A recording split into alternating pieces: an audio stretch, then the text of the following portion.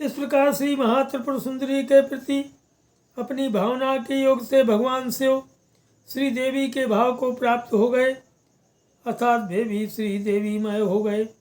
तब प्रकाश मंडल में रहने वाली श्री देवी ने प्रसन्न होकर के अर्धरात्रि में शिव के समक्ष उपस्थित होकर यह बांगमयी वाणी बोली, हे श्री कंठ, सब पापों को नष्ट करने वाले शिव जी, तुम्हारा क्या पाप है? तुम तो मेरे रूप वाले हो, तुम्हारे और मेरे रूप में कोई भेद नहीं। यह शरीर भेद तो लोक विडम्बना है, यह सब भेद तो लोगों को भ्रमित करने के लिए है। कल होने पर ब्रह्महत्या के पाप से क्षण भर में मुक्त हो जाओगे।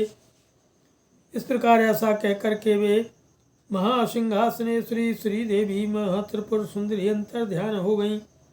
श्री देवी के दर्शन से भैरव की आत्मा अत्यंत प्रसन्न हो गई और वे कृतार्थ हो गए। तब वे विनयपूर्वक शेष रात्रि में उन्हीं श्री देवी के ध्यान में लीन हो गए। इसके बाद प्रातःकाल पंच महातीर्थ में स्नान करके संध्या और उपासना करके वे भैरव ब्रह्महत्या के पाप के भय से पुनः पुनः अपने कपाल को धुनने लगे।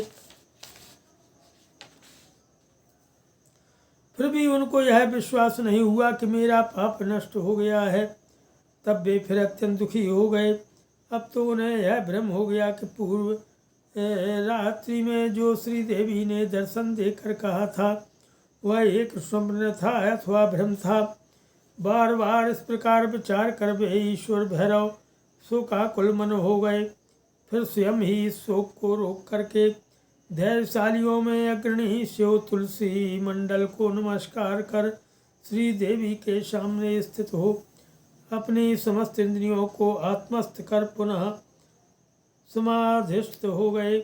रात्रि के कुछ शेष रह जाने पर श्री देवी पुनः उनके सामने प्रकट हो गई। उन्होंने कहा कि हे शंभो, अब समाधि मत लगाओ, इस सरोवर में डूब जाओ। इस प्रकार आदेश देकर वे देवी अंतर ध्यान हो गई। तब वे भी चिंतित हो गए कि यह माया है या स्वप्न है, अब मुझे क्या करना चाहिए। मुझसे श्री देवी ने कहा था कल तो होने पर तुम क्षण भर में ब्रह्महत्या के पाप से मुक्त हो जाओगे। यह जो प्रादेवी ने कहा इसको एक रात और एक दिन व्यतीत हो गया है।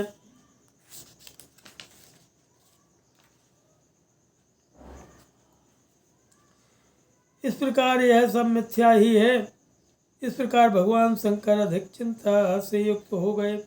तब आकाशवाणी द्वारा तुम जल में डूब जाओ, इस प्रकार की गर्जना हुई। तब उस गर्जना को सुन करके तथा उस आकाशवाणी तत्व है यह निश्चय कर भगवान शंकर उस सरोवर में डूब गए और फिर गंगा में जाकर काशी में निकले। तब वहाँ काशी को देखकर यह क्या है वह सोचते हुए वे नाखून में लगे। ब्रह्मा के कपाल वाले भगवान शंकर थोड़ी ही देर तक वहाँ चुपचाप खड़े रहे। फिर तरुण चंद्रमा को धारण करने वाले भगवान शिव ललाट को तप्त करने वाले सूर्य को देखकर भिक्षा के लिए इस काशी नगर में प्रविष्ट हुए। कुछ घरों में जाकर गली में घूमते हुए उन भगवान शंकर ने अपने आगे किसी देवी त्रिपुरेश्वरी की आकृति वाली कांची अर्थात स्त्री को देखा।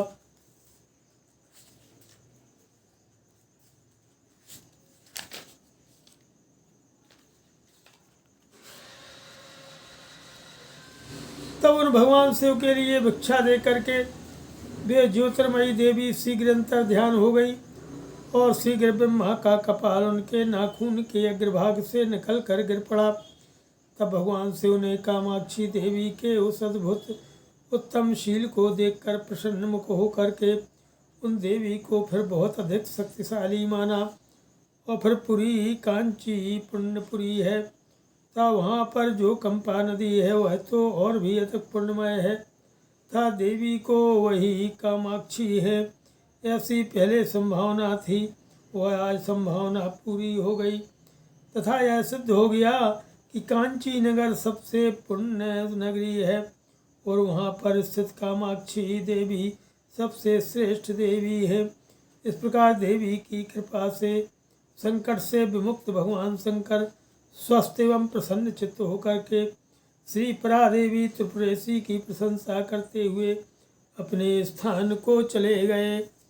सियावर रामचंद्र की जय। पवन